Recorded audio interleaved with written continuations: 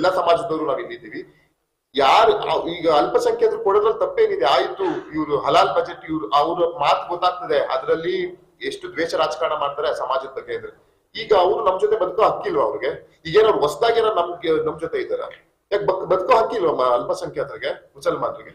ಆಯ್ತು, ಅವ್ರಿಗೆ ಅನುದಾನ ಜಾಸ್ತಿ ಕೊಟ್ಟರೆ ತಪ್ಪೇನಿದೆ ಇದ್ರಲ್ಲಿ?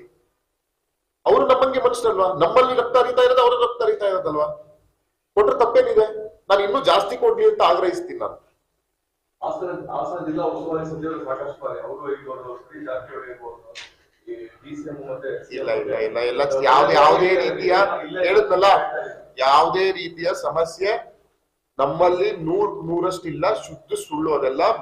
ನಮ್ಮ ಪ್ರತಿಪಕ್ಷದವರು ಅಭಿವೃದ್ಧಿ ವಿಷಯದಲ್ಲಿ ಮಾತಾಡ್ಲಿಕ್ಕೆ ಅವ್ರಿಗೆ ಏನು ಸಿಗ್ತಾ ಇಲ್ಲ. ಯಾಕಂತ ಹೇಳಿದ್ರೆ ಒಂದು ಅಭಿವೃದ್ಧಿ ಪಥದಲ್ಲಿ ರಾಜ್ಯ ಸಾಗ್ತಿದೆ.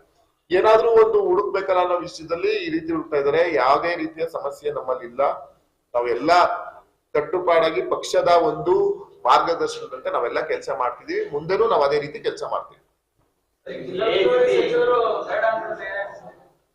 ಪಕ್ಷ ಸರ್ಕಾರ ಏನ್ ತೀರ್ಮಾನ ಮಾಡುತ್ತೆ ಅದಕ್ಕೆ ನಾವೆಲ್ಲ ಬದ್ಧರಾಗಿರ್ತೀವಿ. ಜಿಲ್ಲೆಯಲ್ಲಿ ಪೊಲೀಸ್ ವ್ಯವಸ್ಥೆ ತುಂಬಾ ಉತ್ತಮವಾಗಿದೆ ಅಂತ ಹೇಳ್ತೀವಿ. ಪ್ರತಿನಿತ್ಯ ಹುಡುಗರು ಓಡಾಡ್ತಾರೆ. ಹೌದು, ನಾನು ಹೇಳಿದ್ನಲ್ಲ